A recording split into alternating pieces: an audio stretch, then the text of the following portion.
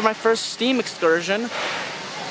This is my first official steam excursion.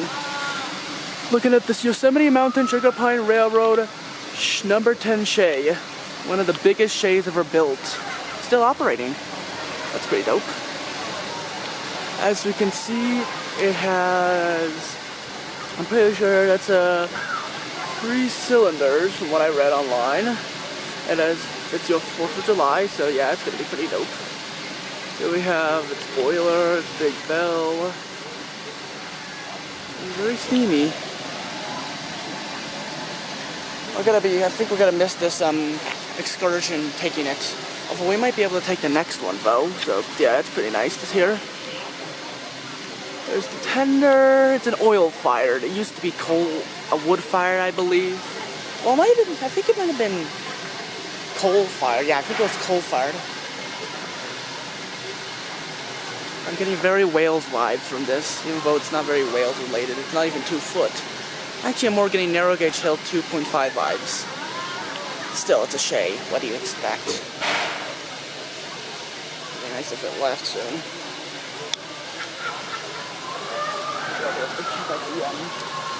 The side of it.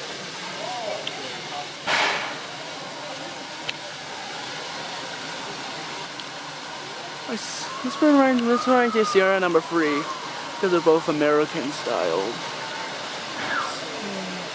Why can't I move this around that way? Oh, that's move it. I think, oh, there it is. I need to get a new tripod. The old one's starting to fall apart.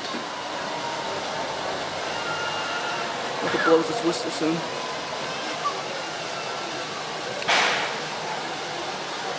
Oh, there's the whistle! That's a big whistle.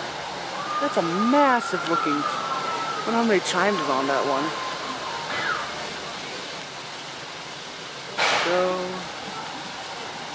this reminds me of it almost sounds like Eustace from Wales. Right, so we probably did not get that shuffle from there. But I'm getting very used to this vibe. Good morning, ladies and gentlemen, and welcome aboard Yosemite Mountain Sugar Pine Railroad. My name is Mike. I'm going to be your conductor on today's excursion. For the next hour, you can sit back and enjoy some of the history of the Madera Sugar Pine Lumber Company, as well as some of the natural history of the Sierra National Forest. Once over here at the front left-hand side of the train. If you could do me a favor, if I walk down to the end of the train and I reach your car, hold up your wristband for us so we know who's here. Thank you. Thank you all.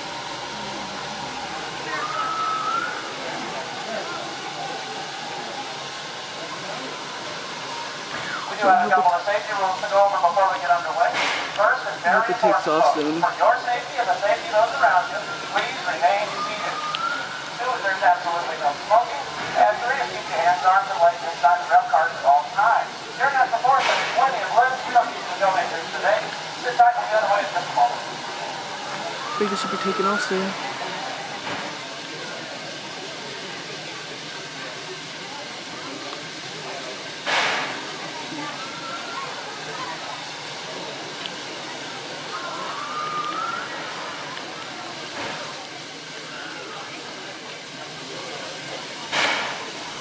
Just because I think they're getting ready to take off finally.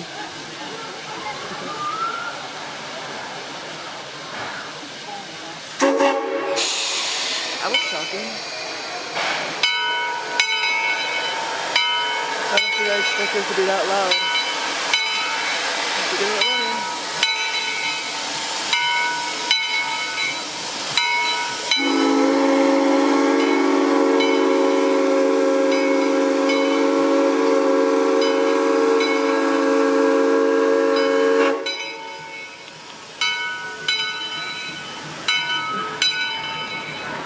You know what? I don't care.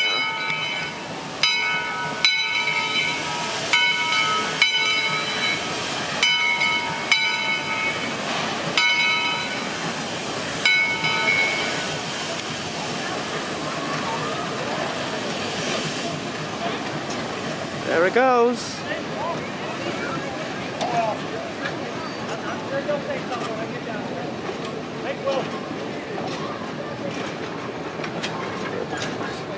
Well, good morning and welcome aboard. It's coming.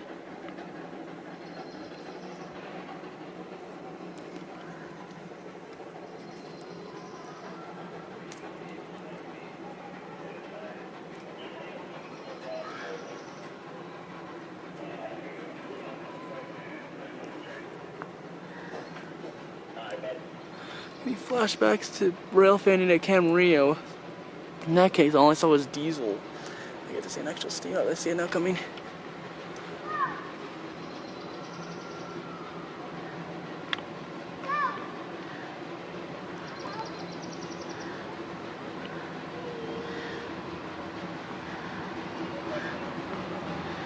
I see it. Line 1 or 2. Line 1.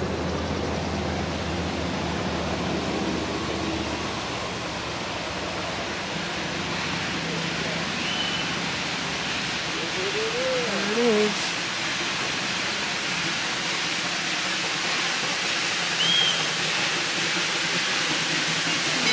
Oh, it's on line 2.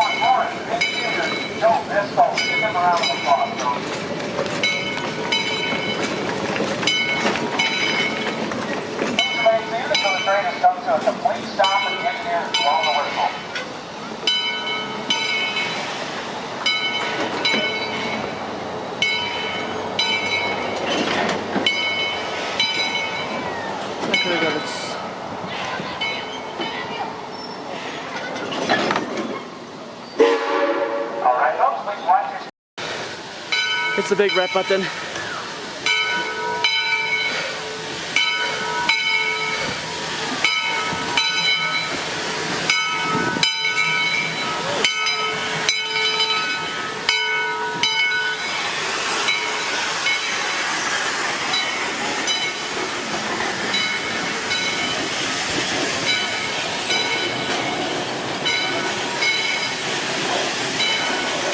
Colby Chase Holland.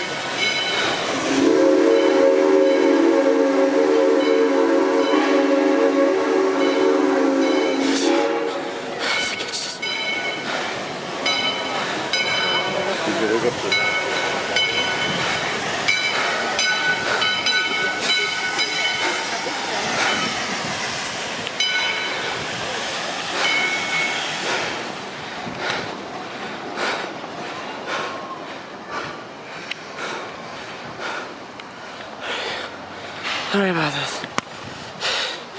Running to get my hat is not helpful.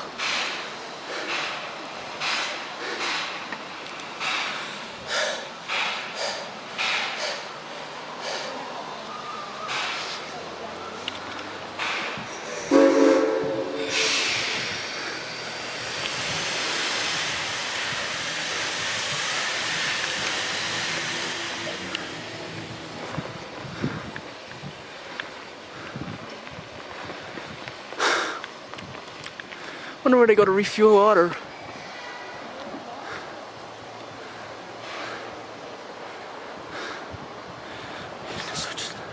I wonder if they've always been oil fire. I'll have to research that.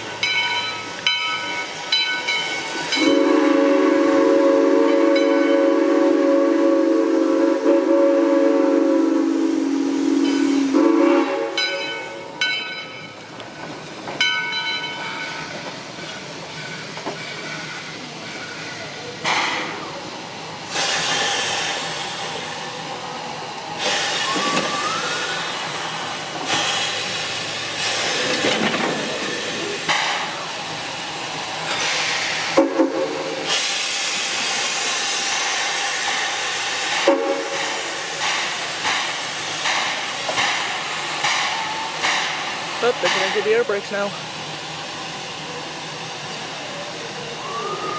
Must be steam air brakes. Or there's a compressor inside the engine. Compressor inside the engine.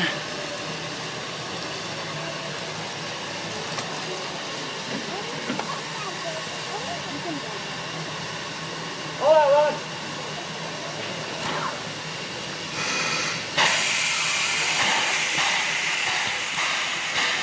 Brakes seem to be connected now.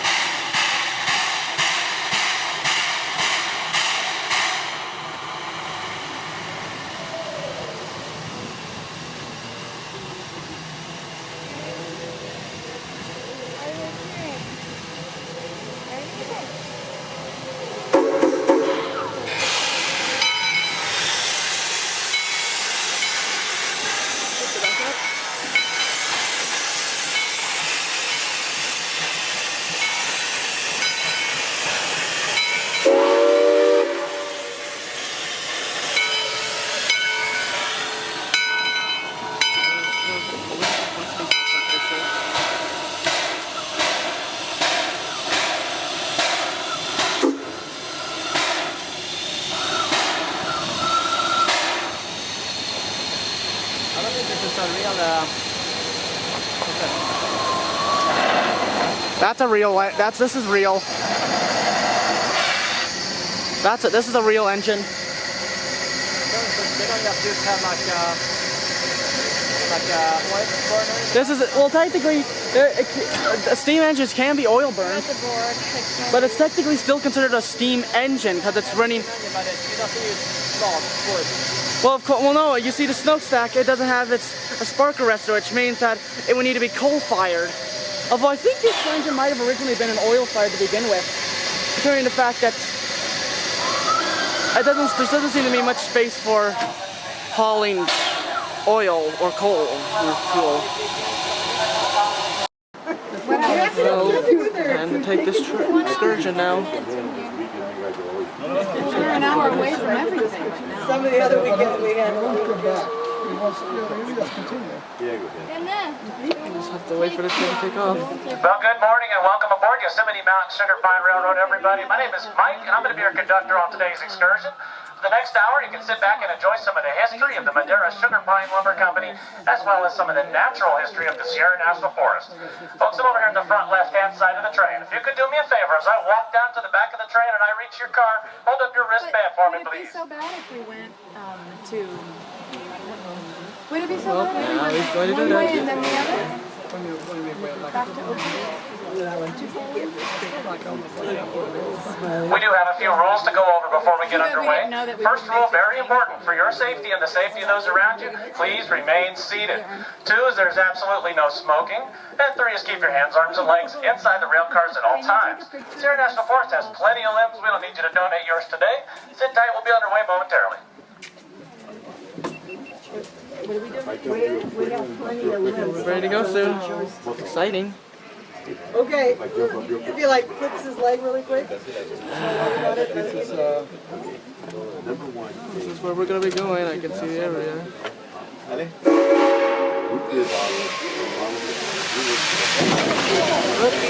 we're moving. Yeah, these are all freight cars, and that's why we sit down.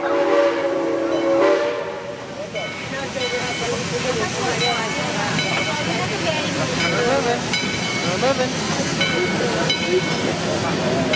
There's number 10.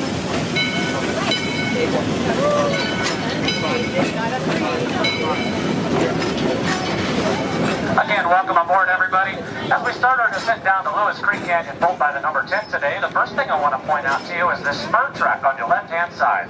On that track, you're going to find a tank car, ballast car, flat car, and a little green diesel locomotive. All of that equipment, the 2 steam locomotives that we operate here, as well as the rail cars that you're riding on now, were purchased from the Westside Lumber Company of Tuolumne, California, about 100 miles to our north. West Side was in the logging business using steam locomotives all the way up to the early 1960s. Oh wait, that seems like a... But when the Madera Sugar Pine Lumber Company closed up in 1931, they scrapped all of their equipment, including the track. So we brought this equipment down from Tuolumne, put it back into service, and relayed the track on a section of right-of-way that was used between 1908 and 1924. On your left again, you're going to see a power pole. As your seat reaches that power pole, if you look out to the left across the canyon, the tallest peak that you'll see in that direction at an elevation of 8,500 feet is Raymond Mountain. At one time, using this same right-of-way, they were logging halfway to Raymond Mountain. Logging first began in the region in 1874 when the California Lumber Company set up shop here. Now that company went bankrupt and was reorganized into the Madera Plume and Trading Company. That company went bankrupt and was finally reorganized into the Madera Sugar Pine Lumber Company in 1899. Between them, they clear-cut about 30,000 acres. That makes us a very young forest. These trees are only about 80 or 90 years of age. As we head through this right-hand curve on the right side, you're going to see a burn scar. Back in 2017, the railroad fire started on the right-hand side of the highway and worked its way down through the canyon here. While some of it jumped the canyon and continued to burn on the other side, one portion turned around and tried to burn down our station. Thanks to the efforts of CAL FIRE and U.S. Forest Service, we only suffered minimal equipment losses. Yeesh, this is bouncy. I expected from a log.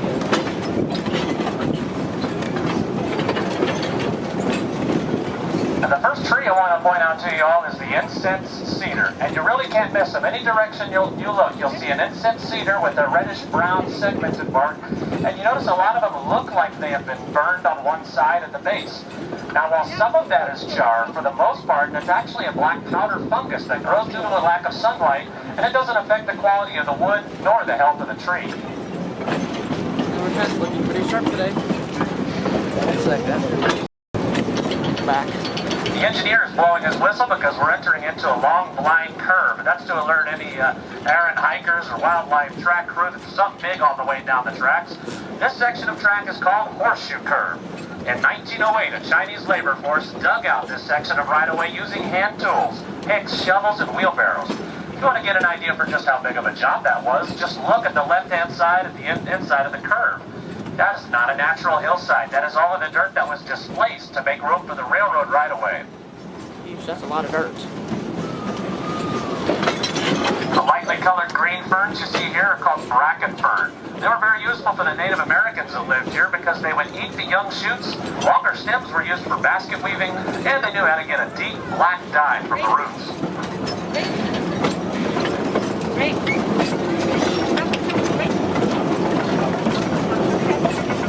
Shaky. Now, if you're looking at this section of track and wondering when California started to get hurricanes and tornadoes up in the mountains, well, back in January of this year, we suffered a 1 in 20-year mono wind event. Now, we have mono winds annually, even sometimes several times a year, but this storm was particularly nasty with the sustained winds at about 50 and 60 miles per hour, gusting into the 80s for days. One gust at the crest during that storm measured 175 miles per hour. Pardon Mother Nature's best here, folks. We are working with the U.S. Forest Service to continue clearing the right-of-way. Don't worry, you're not going to be looking at storm damage on our whole ride either. Horseshoe Curve got it the worst simply because of the topography. The winds were coming out of the north from Raymond Mountain and whipping their way up the hill here. And because of the uphill slope and the canyon walls closing in, those winds sped up. That's kind of old. One nice thing is that with depth comes new life. If you look at the inside of the curve here, you see these humble flowers called lupin. Those flowers, we had them spotty throughout this area, but now because of the increased sunlight, because of the downed trees, those flowers are able to thrive. There are lupines back there. There's two types of pine tree that grow in the area, and that's the ponderosa pine and the sugar pine. There's a couple of ways to tell these trees apart. One is by the length of their needles. Ponderosa pines have needles that are 8 to 15 inches long, while the sugar pines are only 2 to 3 inches long. The other way to tell them apart is by the way those needles grow. They grow in clusters. Ponderosa pines have 3 needles per cluster, while the sugar pines have 5. The sugar pine tree also has the largest pine cone in the world, with sizes ranging up to 24 inches in length and weighing up to 4 pounds when they're green and full of sap.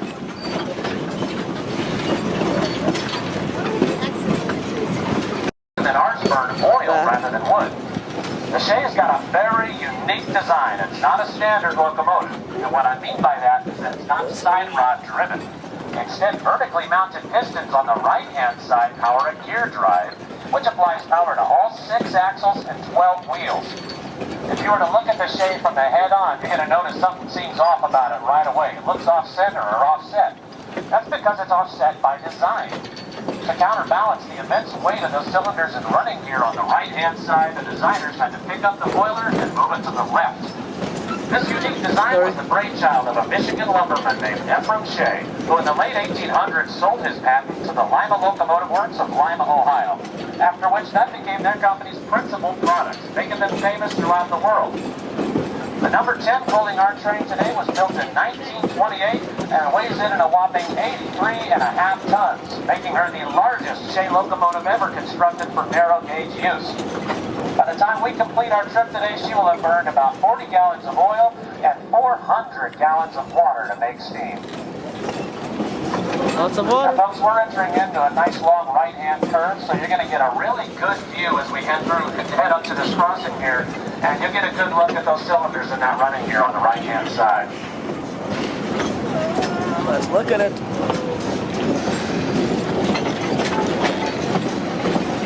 I wonder how hard this is. Also on the roadway on the right-hand side, if they're still there and they haven't been carried off by chickarees, there's still a few sugar pine cones, the largest in the world, just sitting on the road there. Honey? Look.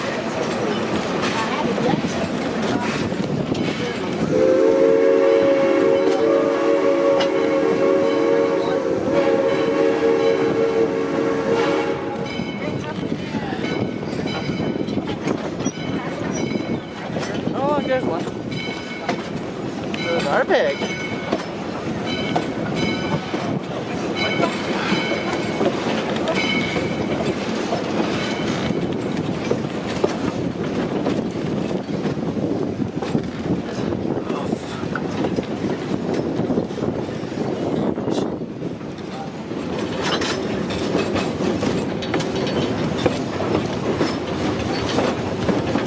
The old company, as well as today's track crews, we got a different name for it. We call it Mountain Misery. It's because if you were to walk through Mountain Misery while it's flowering, good luck getting the horrible smell from those flowers off of your clothes again. It's going to take a few extra Tide Pods and extra washes to have a chance of removing that stank from your jeans and boots. Now, while it's stinky and a bit of a maintenance nightmare, bear clover's isn't entirely useless. In fact, the petals from those flowers can be used to brew a tea, which when consumed would cure general aches and pains, headaches, and reduce fever. That's because it contains acetylsalicylic acid, the active ingredient for aspirin. Oh, it's cool, so you can make aspirin tea. How helpful.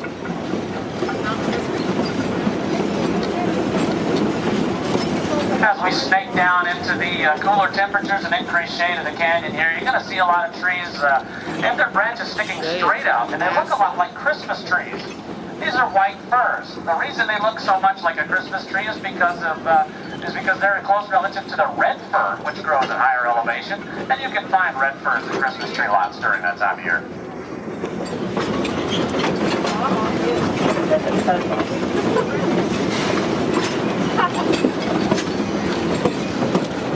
Madera Sugar Pine Lumber Company at its height employed about 800 men. As you can imagine, the days were long and the work was hard. These crews were expected to work 10 hours a day, 6 days a week. Unskilled laborers made 10 cents an hour. Skilled laborers, such as carpenters and engineers, made 30 cents an hour. And the lumberjacks were paid for the number and quality of trees that they cut down.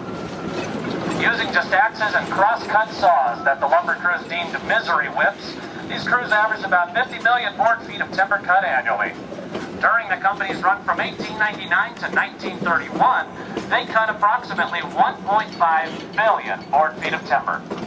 To give you an idea for just how much lumber that is, if you were to place 1.5 billion board feet of timber end to end around the equator, it would circle the globe more than 11 times. That's a lot.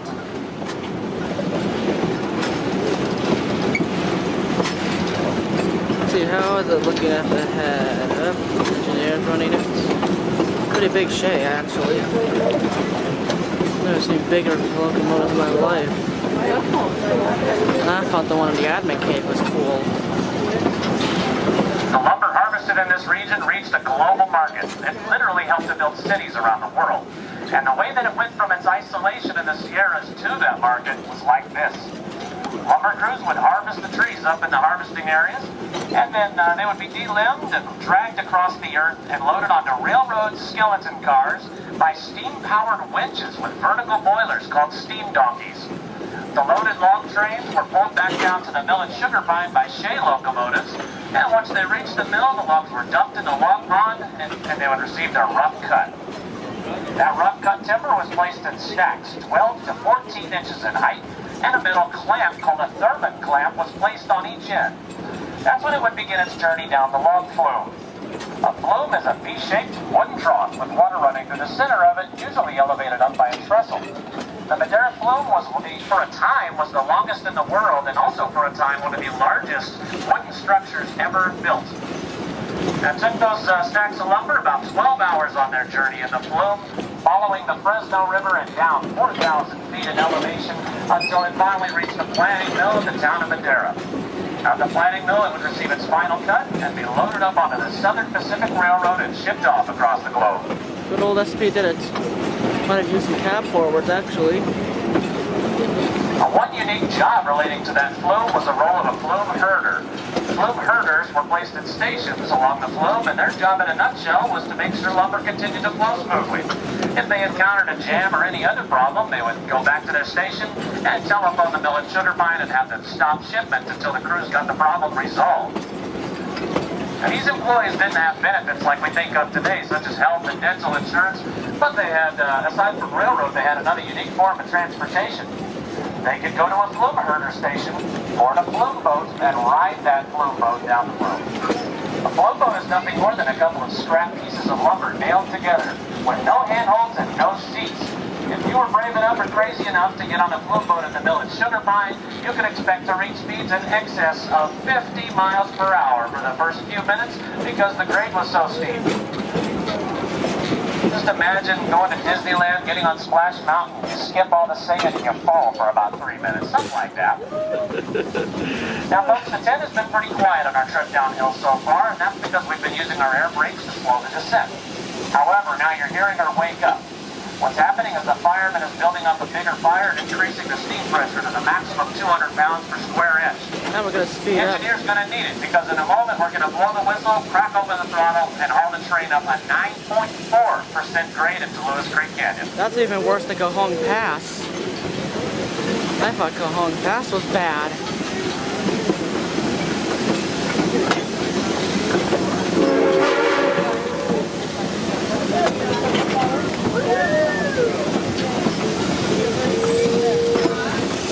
Cajon was bad. At least there ain't no diesels on this thing, because if there was some diesels, I don't think we would be able to make it. There's a loop here. Oh, there's the second track.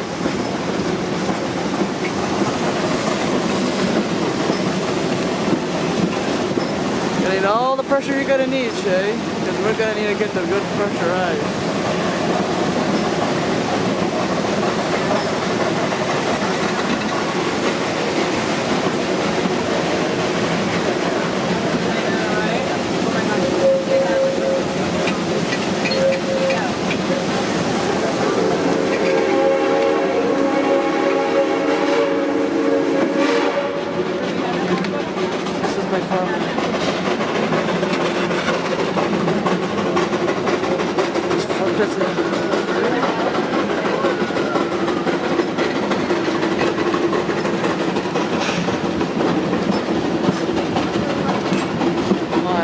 Hard today, are we?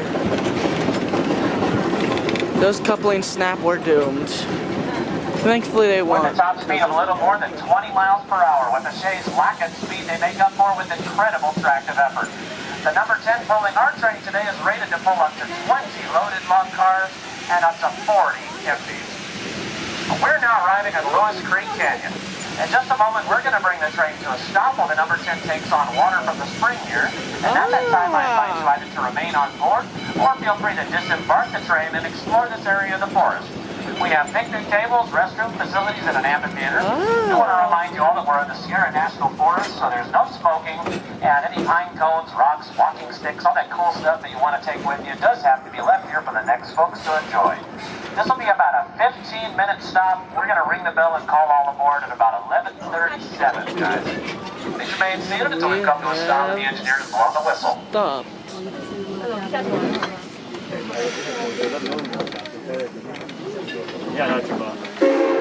All right, folks, please watch your step if you are disembarking the chain. Oh, time to go look at the locomotive. It's only a big one. They said there's a pond around here that they'll load up with water. Question is, where is this pond?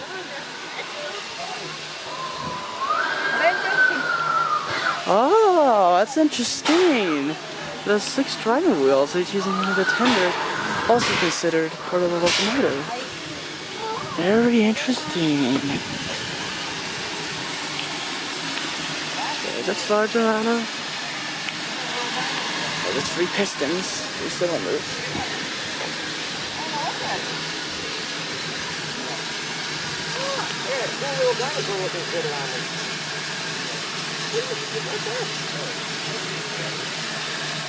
There's a father.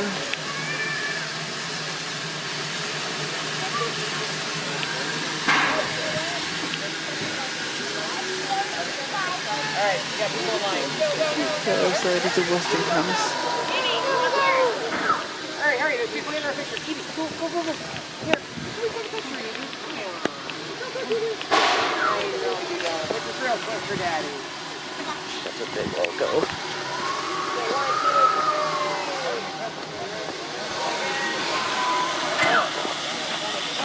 Already,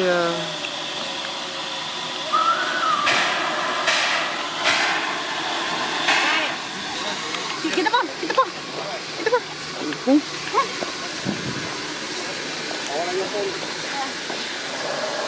Oh, they have a water standpipe here. Like a standpipe here. Interesting.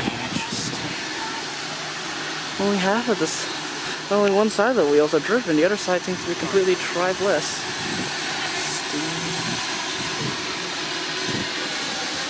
There's the Westinghouse. I assume that's a Westinghouse. I can always ask them later.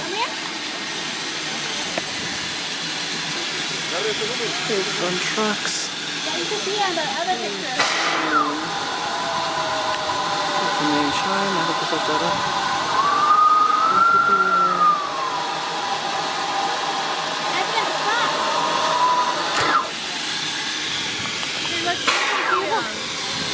Let's just put up the... Alright, let's sit here. Seems like a plan.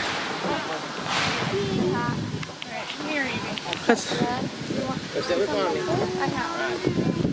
could be worse. Oh, this is better. It's more steamy. Actually, it is much more comfortable.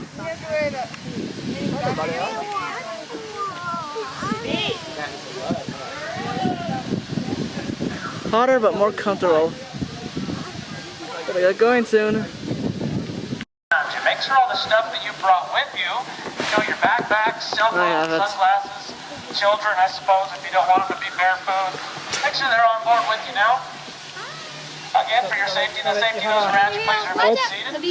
Oi, come on. Keep your hands, arms, and legs inside at all times. We'll be underway in just a moment. What am I supposed to do with it then? Just keep moving. It won't let it land on you. Keep moving. Yes, the bee.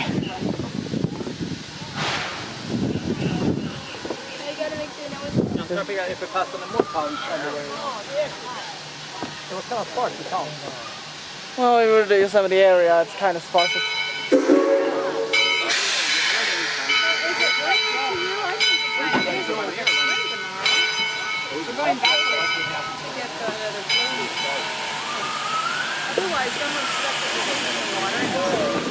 Oh, we're moving.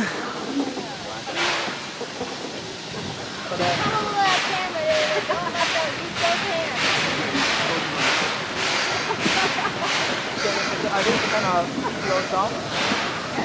What do we do back? Yeah. Now, folks, to what is, I'm sure, your immense pleasure, for the trip back up the hill, I'm going to stay off the microphone. But you're stuck with me for one more quick announcement here. As of this year, the Yosemite Mountain Sugar Pine Railroad and the Sugar Pine Amphitheater that we're departing now is now a wedding venue. And we have a lot of different options ranging from the simple and cheap to the more extravagant and everything in between. If that's something that interests you, then please give us a call, email us, or check in at the station when we arrive. For the rest of the trip back up the hill, we're going to be working up a steep grade, so I just invite you to enjoy the sights, sounds, and of course the lovely aroma of a oil-burning steam locomotive working its way up into the Sierras. I mean, it is oil powered, so it's gonna like, probably not have that bad of a smell.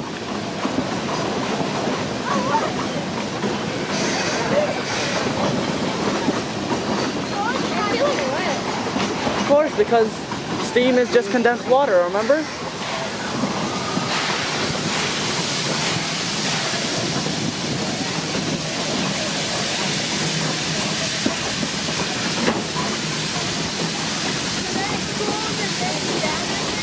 What'd you say? Well, it's kind of hot. It's scalding water. So maybe you don't want it to rain down on you.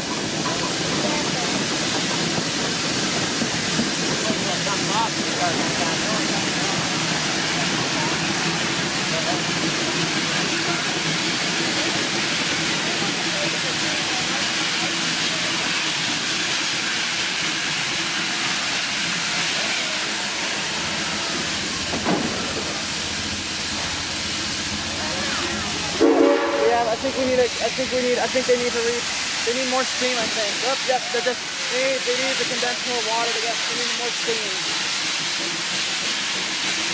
I think we had too little steam to run along, so we needed more steam. Oh, we were just getting ready to haul up the steep grade, the steep 9.6 grade. It is probably one of the steepest grades around here, which is not very good, especially if you have a longer train. Especially if you're going down the grade, man, you don't like it, and you're not gonna have a lot of fun.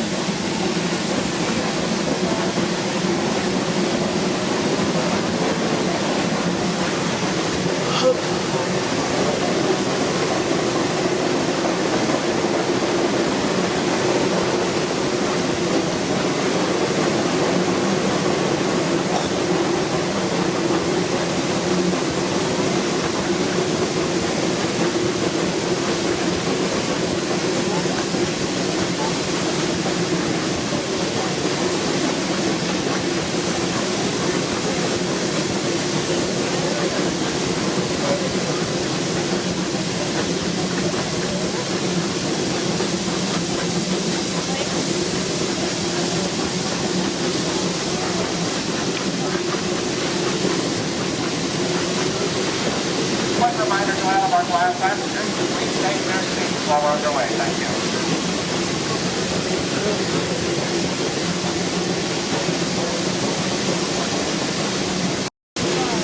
Continue to run. It's really very hot.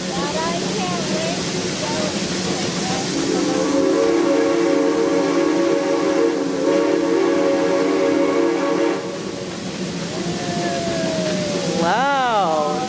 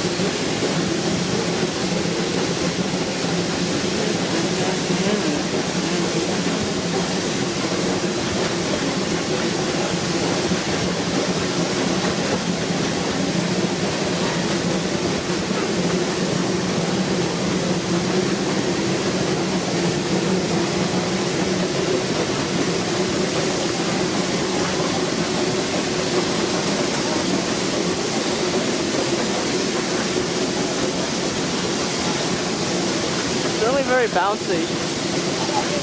These are just converted freight cars into passenger. This Shay is so big. It's so I don't know what a tractive effort is. They didn't really tell you the true tractive effort. Said how much you can haul. Sorry.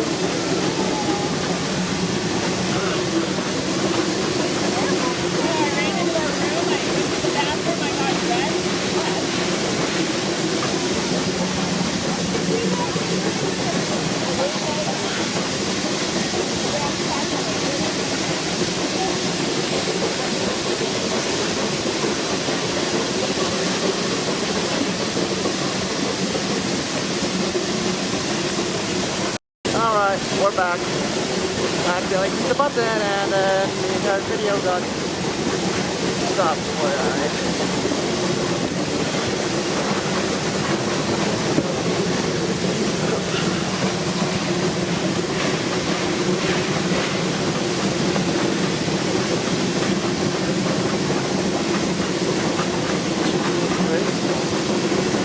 certainly don't want to not. Certainly what you want to call the smooth but it's a run on the Les. No, we're just going up a straight embankment. Oh, now we're going to a curve.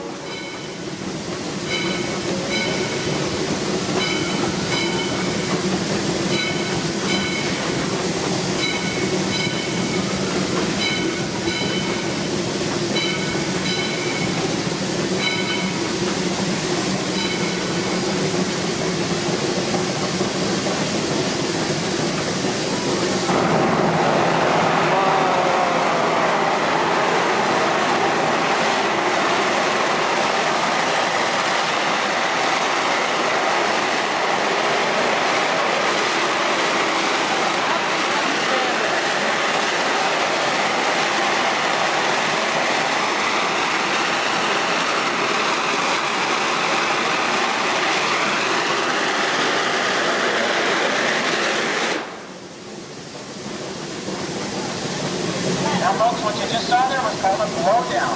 A blowdown is when a fireman opens up a valve at the lowest point of the boiler right up against the firebox and releases what looks like steam, but it's actually water being shot out under the immense pressure of the steam above it. There's a couple of reasons for doing a blowdown. One reason is to scour out any sediments or foreign debris that have struggled at the bottom of the boiler. We want to get those out of there before they start causing corrosion. The second reason simply is if we have too much water in the boiler and the fireman needs to dump some so that he can steam properly. The third unofficial reason is that we might train and it looks really cool and sounds cool, so we try to do it once a trip. Another reason is that due to the fact that if they're going to do a blowdown, then they're going to break the water gauges and could potentially cause a backdraft or even an explosion. A few safety reasons why you should do a blowdown. Don't want to have any more Gettysburg incidents, do we? No, we don't. We don't want any more Gettysburg incidents.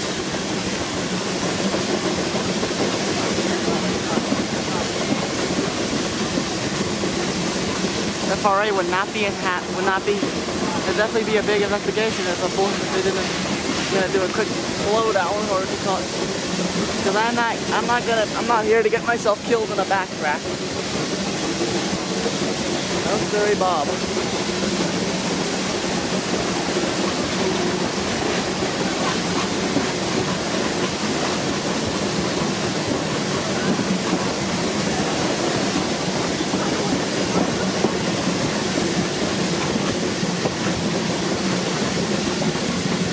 Hup.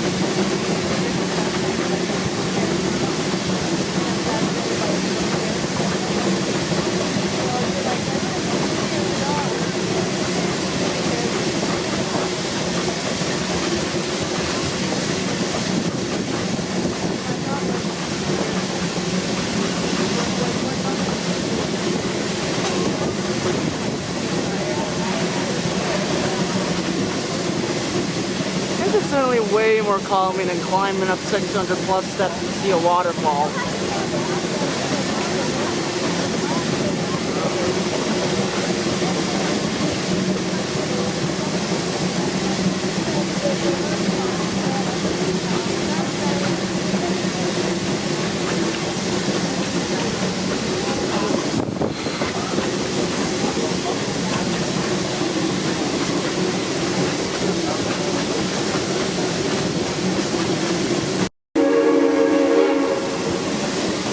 Caught it blowing its whistle again. Blowing its whistle again. Really steep part now.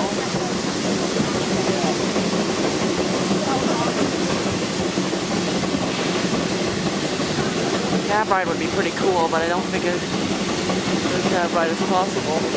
Oh well.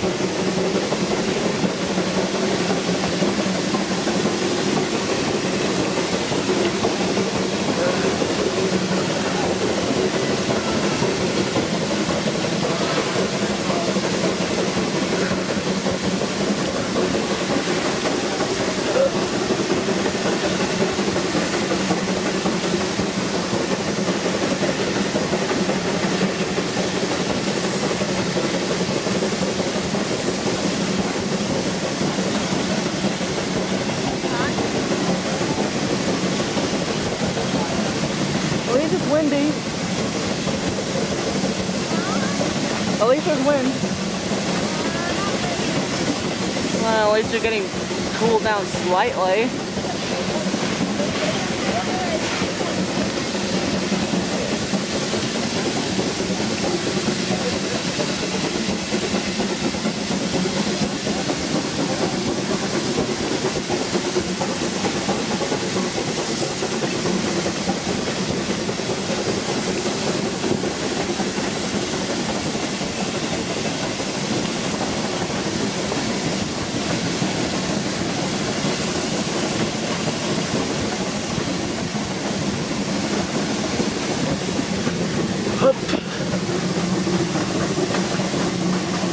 Something up this steep embankment.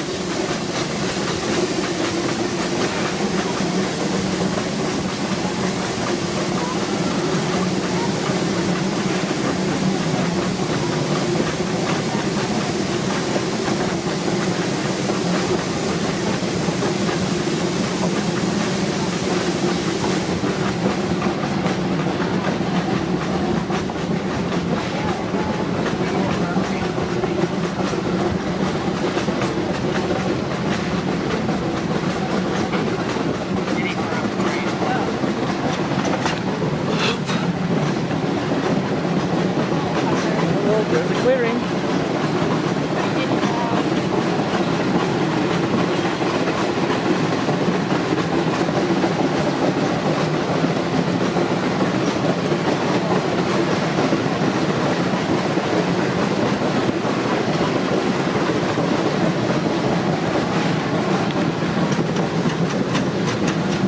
During the Great Depression, seeing no improvement on the horizon for the market for lumber, the Madera Sugar Pine Lumber Company voluntarily closed their doors.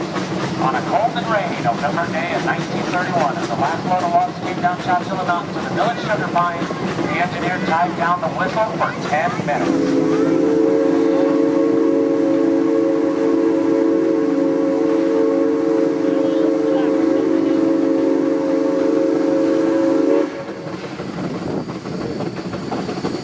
By the time the locomotive reached the village Sugar Pine, the engineer untied the whistle, and the show was over.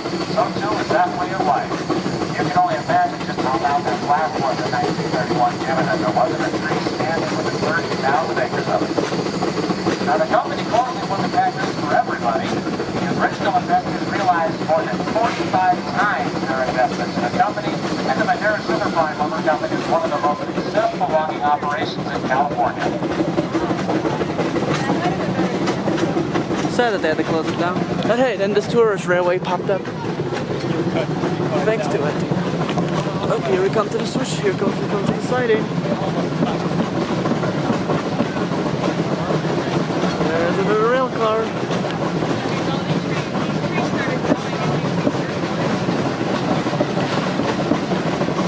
And there's a diesel up ahead, right behind it.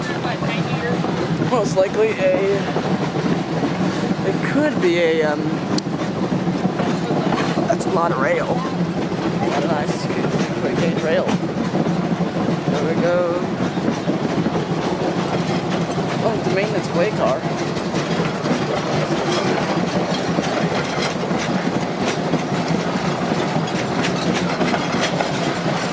Wow, it must be heavy. More trucks. Diesel. Quite abandoned. More maintenance way. Oh, and it's tank car.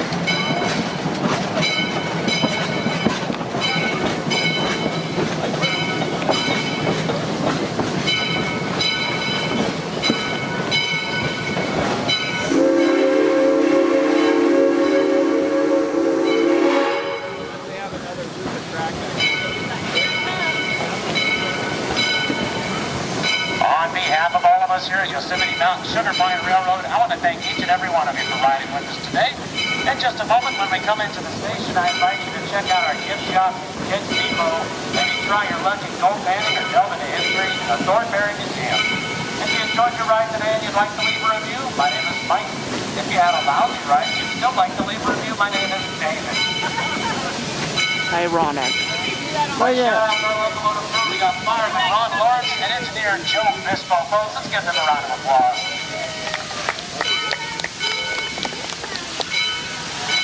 Now, please remain seated until the train has come to a complete stop and the engineer has blown the whistle. And as always, thank you all for watching this video. I hope you enjoyed it. I certainly enjoyed making it. And as always, thanks for watching and goodbye. All right, folks, please. Make sure we get on the station side of this yellow line, everybody, okay? Switching up. Just get ahead of this.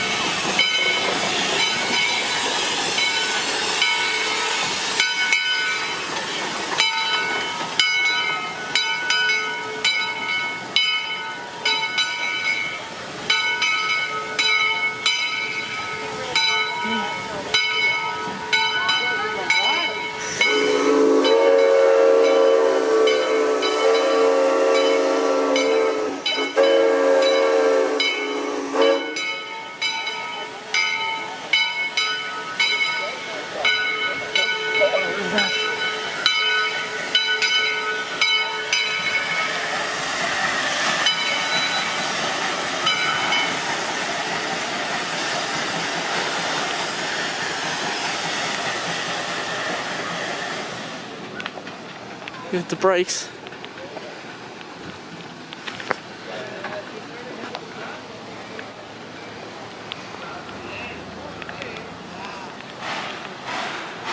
The final thing before I go.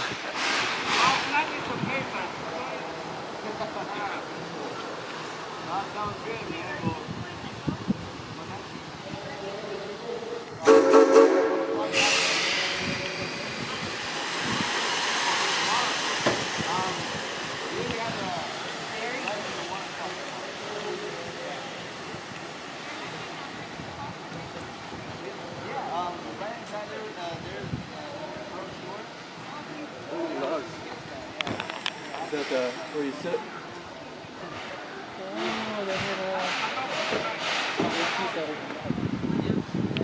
Oh, big sweet seat.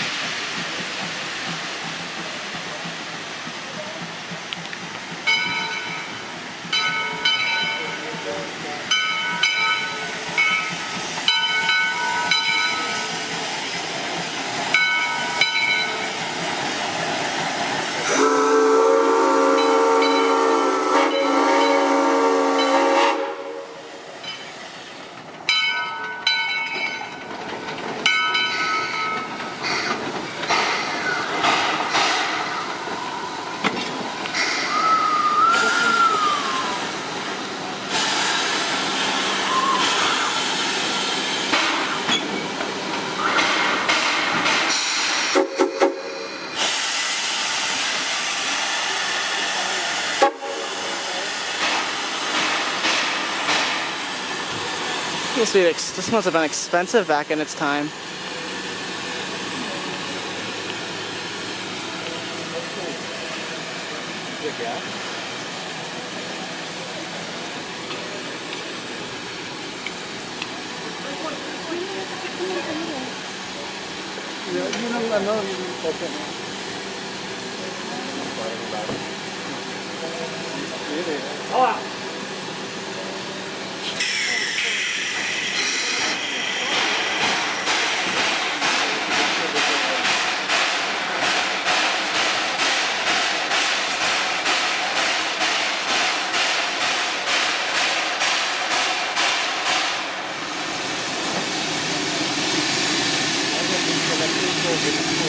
Well, it's growing bigger.